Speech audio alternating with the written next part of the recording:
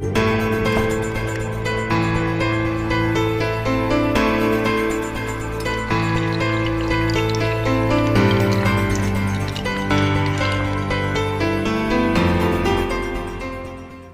Friends, मैं Akhilesh YouTube channel पे अपने स्वागत करता हूं आप लोगों का। कैसे हैं आप लोग? अच्छे होंगे। हम लोग पिछले वीडियो में जैन धर्म से रिलेटेड कुछ चीज़ों पर चर्चा की और उसे समझने का प्रयास किया, जिसमें कि प्रारंभिक इतिहास और स्वामी महावीर जी के बारे में और कुछ उनके अनुयायियों के बारे में, या उनके जीवन, प्रारंभिक जीवन कैसी रही, इन सब चीज़ों पर हम लोगों ने चर्चा किया। अब हम जो है उससे आगे बढ़ते हैं। जैन धर्म में और सब चीज़ें क्या हुई, कैसे हुई, इस विषय पर आज हम लोग चर्चा करेंगे। चलिए शुरू करते हैं दोस्तों। जैसा कि महावीर की मृत्यु जो है 462 ईसा पूर्व में 72 वर्ष की आयु में हो गया। 72 वर्ष की आयु में होने के बाद जब महावीर जी ने अपने जैन संघ की स्थापना की थी पावापुरी में, तो एक नाम आता है आर्य सुधर्मा। ये एक नाम आता है आर्य सुधर्मा। इकलौते ऐसे जीवित भिक्षुक या उपदेशक थे महावीर के शिष्यों में से, जिन्होंने इस जैन संघ की अध्यक्षता नहीं कहेंगे, जैन संघ को आगे बढ़ाया या फिर उसकी कमान संभाली महावीर के मृत्यु के बाद। तो इकलौते ऐसे हैं आर्य सुधर्मा जो महावीर के मृत्यु होने के बाद भी ये जीवित रहे। अब जो है ये है जैन सभा। पहली जैन संगति जो है 300 ईसा पूर्व में, यानी चंद्रगुप्त मौर्य का शासनकाल लगभग प्रारंभ था उस समय मगध में, यानी पाटलिपुत्र में जो है। तो 300 ईसा पूर्व में पाटलिपुत्र में जैन सभा, प्रथम जैन संगति प्रारंभ की गई और इसके अध्यक्ष कौन बने? स्थूलभद्र। दूसरा 512 ईसा पूर्व में कहाँ हुआ? तो बल्लभी गुजरात में, जिसके गुरु थे देवर्धि क्षमाश्रवण या क्षमाश्रवण, दोनों एक ही नाम है इनका। अब ये जो पहला है 300 बीसी पूर्व, यानी 300 ईसा पूर्व, यानी इसको हम बोल सकते हैं कि चौथी शताब्दी में है, चौथी शताब्दी। और ये 512 है, यानी 6वीं शताब्दी में। ये 6वीं शताब्दी और ये चौथी शताब्दी में। अब ये हो गया। अब इसके बाद क्या हुआ कि जब जैन सभा आयोजित हो गई, पहले के थे स्थूलभद्र, दूसरे में थे देवाधि क्षमाश्रवण। पहली जैन सभा संगति में ही जैन धर्म 2 भागों में बट गया अपने मतभेदों को लेकर के। जैसे ही जब 6ठी शताब्दी ईसा पूर्व, यानी जैसे ये हम कहें कि जैसे ही वैदिक युग का समापन हुआ, वैसे ही हमारे देश में या उस समय के जो राजनीतिक, सामाजिक, आर्थिक गतिविधियां थी, उसमें बहुत सारी चीज़ों का बदलाव हुआ। उसी बदलाव का नतीजा था कि जैन धर्म का उदय हुआ। ऐसे कई धर्म हैं, जैन धर्म है, बौद्ध धर्म है, इन सब चीज़ों का उदय हुआ। तो कई चीज़ें बदली समाज में। कुछ लोगों ने उसको स्वीकार किया और कुछ लोगों ने उसको स्वीकार नहीं किया, क्योंकि बहुत तेजी से जो है सामाजिक, आर्थिक गतिविधियां बदलती जा रही थी। उसी आदेश में क्या हुआ, जैन धर्म 2 भागों में बटा, एक श्वेतांबर और दूसरा हो गया दिगंबर। श्वेतांबर के गुरु थे स्थूलभद्र और दिगंबर के गुरु थे भद्रबाहु। श्वेतांबर यानी जिसका वस्त्र हो सफेद, उसे बोलते हैं श्वेतांबर।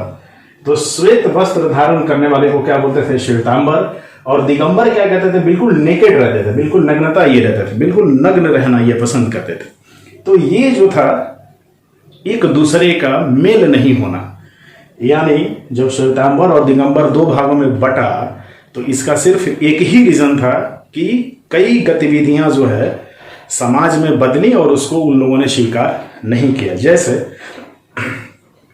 जब 300, यानी ये जो है 300 ईसा पूर्व में चंद्रगुप्त मौर्य के शासनकाल में 12 वर्षों तक का जो अकाल पड़ा, अकाल पड़ने के बाद ये जो है भद्रबाहु अपने शिष्यों के साथ चले गए थे कर्नाटक के श्रवणबेलगोला में, जहाँ पर चामुंडराय के द्वारा बनाई गई मूर्ति है गोमतेश्वर की। जब वहां से ये वापस मगध लौटे, तो उस समय स्थूलभद्र मगध में ही थे। जब ये लौटे तो इन दोनों लोगों के बीच, यानी श्वेतांबर और दिगंबर के बीच एक ऐसा टकराव पैदा हुआ, जैसे कुछ लोग समाज के बदले हुए रूपों को स्वीकार किया, कुछ लोगों ने स्वीकार कर दिया। यही वजह था कि श्वेतांबर और दिगंबर दो भागों में बट गया था। अब ये जैन सभा के बारे में बात हो गई। अब हम लोग आगे बढ़ते हैं। जो इससे रिलेटेड महत्वपूर्ण चीजें हैं जो बैंक, एसएससी और रेलवे में आता है, ये याद करने वाली बात है। ऋषभ देव का क्या था? तो सांड था, प्रतीक चिन्ह। पार्श्वनाथ का क्या था? तो सांप। महावीर का क्या था? तो सिंह। ये इनका प्रतीक चिन्ह है जो कई बार आरआरबी और एसएससी में क्वेश्चन पूछे गए हैं। अब आइए दूसरे टॉपिक पे। ऐसे तो जैन धर्म में 24 तीर्थंकर हुए, यानी 24 गुरु हुए, लेकिन एग्जाम में कभी कभी सीक्वेंस पूछता है। पहले नंबर पे कौन थे, दूसरे नंबर पे कौन था, 22वें पे कौन थे, 24 पे कौन था, ऐसे करके वो सीक्वेंस पूछता है। तो सीक्वेंस कैसे पूछता है और किन किन नामों को ज्यादातर जो है रेलवे और एसएससी एग्जामों में पूछे जाते हैं? पहला ऋषभ देव, दूसरा अजीतनाथ, तीसरा शंभोनाथ, 21वें नंबर पे नेमिनाथ, 22वें पे अरिष्ट नेमि, 23वें पे पार्श्वनाथ और 24वें पे महावीर। ये लगभग एग्जामों में पूछे गए हैं। कितनी बार ये एग्जाम में आया हुआ है?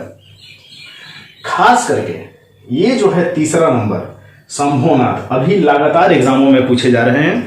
जैसे बिहार एसएससी का जो पेपर हुआ था एसआई का, उसमें ये क्वेश्चन पूछा गया था। इसके बाद सचिवालय का जो पेपर हुआ था उसमें ये पेपर पूछा गया था। रेलवे का सीआरपीएफ की जो पेपर हुई थी 2019 में, उसमें ये क्रम पूछा गया था कि शंभोनाथ किस क्रम पे हैं। तो ये इंपॉर्टेंट है, तो आप इसका नोट्स बना लें, ये बहुत ही अच्छा है। तो जैन धर्म से रिलेटेड जितनी भी चीजें थी वो मैंने आपको बता दी, जो कि बिल्कुल कॉन्सेप्ट पे है, और इसको अगर अच्छे तरीके से नोट्स बना करके इसको पढ़ा जाए तो बहुत ही अच्छा होगा। आप लोगों की सुविधा के लिए मैंने एक चीज किया है। क्या किया है? कुछ नहीं, तो मैंने जितने भी जैन धर्म से रिलेटेड पॉइंट्स बनते हैं खास करके एग्जाम्स के लिए, वो मैंने पॉइंट आउट कर दिया है। आइए उस विषय पर हम लोग चर्चा करते हैं। पहला क्या है? संस्थापक कौन थे? तो ऋषभ देव, और या इनका एक अन्य नाम है आदिनाथ। ये क्या थे? तो पहले संस्थापक थे, यानी पहले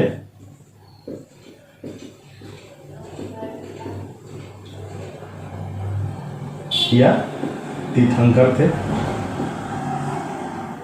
अच्छा, वास्तविक संस्थापक, ये एग्जाम में बहुत बार पूछा है, बहुत बार, ये कि वास्तविक संस्थापक जैन धर्म के कौन है? तो महावीर है। महावीर का जन्म कहाँ हुआ था? तो वैशाली के कुंड ग्राम में। ये वैशाली कहाँ है? तो बिहार में है। दूसरी चीज, कुंड ग्राम का आधुनिक नाम क्या है? तो यह है वासुकुंड। कुंड ग्राम का आधुनिक नाम, आज में आधुनिक नाम कुंड ग्राम को क्या जानते हैं? तो वासुकुंड के नाम से जानते हैं। यह भी पेपर में आ चुका है। महावीर को साल वृक्ष के नीचे इनको ज्ञान की प्राप्ति हुई थी जुम्बिक ग्राम में, और वो जहां पे उन्होंने अपनी ज्ञान की प्राप्ति की थी जिस ग्राम में, तो वो गांव जुम्बिक ग्राम किस नदी के किनारे था? तो रीजुपालिका नदी के किनारे था। महावीर की पुत्री का नाम क्या था? अनुनज्जा प्रियदर्शनी। ये आरआरबी का बहुत ही महत्वपूर्ण पेपर है, क्वेश्चन है ये बहुत बार आया हुआ।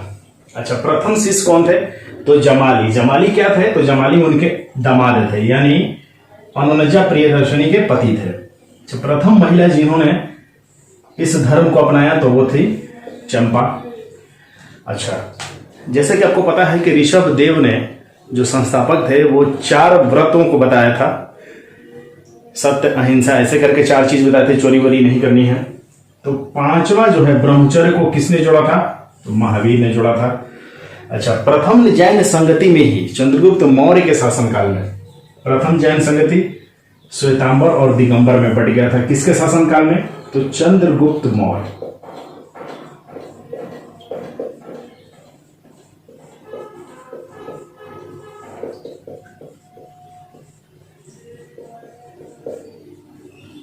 तो प्रथम जैन संगति का आयोजन जब हुआ तो उस समय कौन गद्दी पर बैठा हुआ था? तो चंद्रगुप्त मौर्य। और उसी समय श्वेतांबर और दिगंबर में जैन धर्म 2 भागों में बट गया।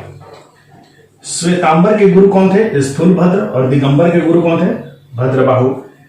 भगवती सूत्र में 16 महाजनपदों का उल्लेख मिलता है। अच्छा, महावीर ने जैन संघ की स्थापना कहाँ की थी? पावापुरी में, यानी राजगीर। राजगीर में एक जगह है पावापुरी, वहां पर की थी। 24 तीर्थंकरों में से 2 ही तीर्थंकर ऐसे हैं जिनका नाम ऋग्वेद में मिलता है, तो ऋषभदेव और अरिष्टनेमि। ये है ऋषभदेव और अरिष्टनेमि, ऋग्वेद में मिलता है। सिर्फ 2 ही लोग हैं।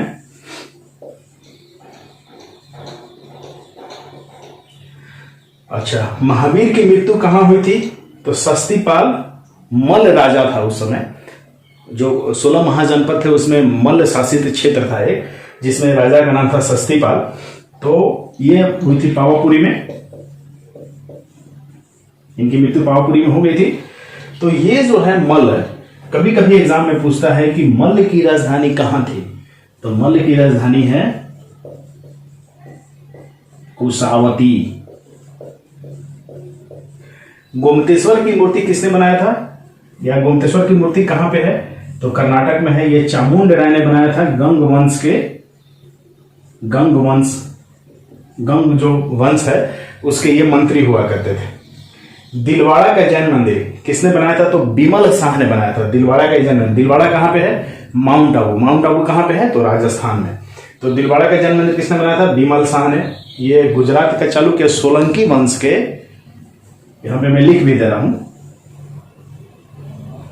गुजरात के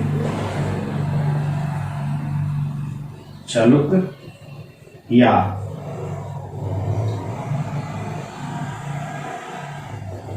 सोलंकी वंश के, उसके मंत्री का नाम था बिमल शाह, जो कि दिलवाड़ा का जैन मंदिर माउंट आबू जो राजस्थान में है वहां पर ये बनवाए थे। खजुराहो का जैन मंदिर यशोवर्मन चंदेल शासक ने बनाया था। तो ये सारी चीजों को मैंने पॉइंट आउट कर दिया है, जो कि 1 लाइनर की तरह है, और ये आपके एग्जाम्स के लिए बहुत ही इंपॉर्टेंट है। जितने भी जैन धर्म से सारे निचोड़ थे जो एग्जामिनेशंस में पूछे जाते हैं, वो यहाँ पे 1 लाइनर की तरह दिया हुआ है। उम्मीद करता हूँ इससे आपको लाभ मिलेगा, और जो हमने पढ़ाया है जैन धर्म का उसका स्क्रीनशॉट वगैरह ले लीजिए और उसको नोट्स बनाइए, और नोट्स बना करके फिर यहाँ से वहां पे 1 लाइनर की तरह इसको लिख लीजिए, और लिख करके सिर्फ आपको ये देखते रहना है और उसको पढ़ते रहना है। और एक अच्छी बुक से जो भी आपको अच्छा लगे उस बुक को आप ले लीजिए, और लेकर के उसको थोड़ा सा जैन धर्म के बारे में पढ़ लीजिए, और ये सब सारी चीजें क्लियर हो जाएंगी। तो आप लोगों ने देखा कि जैन धर्म से रिलेटेड जितने भी पॉइंट आउट होने चाहिए थे वो मैंने पॉइंट आउट कर दिया है 1 लाइनर की तरफ। आप इसको अच्छे से नोट कर लीजिए, और इस वीडियो के डिस्क्रिप्शन में हमारा टेलीग्राम ग्रुप का लिंक है, वहाँ पर जा करके आप उसको ज्वाइन कर सकते हैं। उस ज्वाइन करते ही आप वहाँ पे जा करके हमारे नोट्स, हाथ से लिखे हुए नोट्स हैं, करेंट्स के नोट्स हैं, और वहाँ पर सप्ताह में 2 दिन जो है टेस्ट सीरीज चलाई जाती है, उस टेस्ट को आप ज्वाइन करके अपना मॉक टेस्ट वगैरह ये सब चीज़ों पे आप दे सकते हैं। दे करके खुद को जान सकते हैं कि आप लोगों ने उसमें कितना आप सही कर पाते हैं, क्या चीज़ें गलत हो रही हैं, क्या चीज़ें सही हो रही हैं, किस क्वेश्चन पे आप फंस रहे हैं, क्या आपके डाउट्स वगैरह हैं। इन सब सारी चीज़ों का सॉल्यूशंस वहाँ पे आपको मिल जाएगा। तो दोस्तों देर नहीं कीजिए, अगर ये वीडियो आप लोगों को पसंद आया है तो शेयर, लाइक और बेल आइकन को जरूर प्रेस करें, ताकि जो भी वीडियो मैं डालूं, जो भी वीडियो मैं रिलीज करी, लॉन्च करूं, तो वो आप तक पहुंचे और आप उसका लाभ उठा सकें। फिर हम अगले वीडियो में मिलते हैं कुछ अच्छे, बहुत ही अच्छे कंटेंट के साथ। धन्यवाद।